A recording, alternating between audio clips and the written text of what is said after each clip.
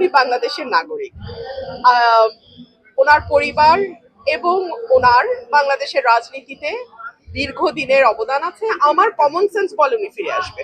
আজকাল তো গণমাধ্যম কেবল 26টা চ্যানেল নয়, আজকাল প্রত্যেকের হাতেই গণমাধ্যম আছে। যে যে শুনতে চায় তারা শুনতে পারবে। এভাবে তো আসলে কারো বক্তব্য প্রচার বন্ধ রাখা যায় না। আমরা শেখ হাসিনার আমলে দেখেছি যে জনাব তারেক রহমানের বক্তব্য প্রচার নিষিদ্ধ ছিল।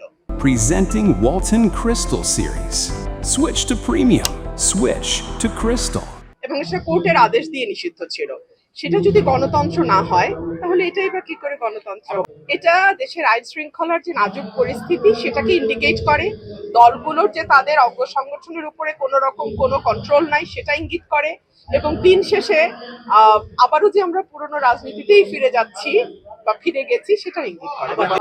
উনি বক্তব্য দেন, তারপরে বোঝা যাবে কি প্রভাব পড়ছে। এটা তো আগে বলা যাবে না। দেখুন, উনি বাংলাদেশের নাগরিক। ওনার পরিবার এবং ওনার বাংলাদেশের রাজনীতিতে দীর্ঘদিনের অবদান আছে এবং ওনার পরিবারকে সপরিবারে হত্যা করা হচ্ছে এবং বাংলাদেশের স্বাধীনতা সংগ্রামের তখন আওয়ামী লীগ ছিল একমাত্র রাজনৈতিক দল। তো সকল কিছুর বিবেচনায় ওনার বয়সও হয়েছে। বাংলাদেশে যদি উনি ফিরে না আসেন ওনার দলের অবস্থা কি দাঁড়াবে বা ওনার এতদিনের যে রাজনৈতিক ইতিহাস সেটারই বা কি দাঁড়াবে, এই সকল কিছু বিবেচনা আমার কমন সেন্স বলে উনি ফিরে আসবে।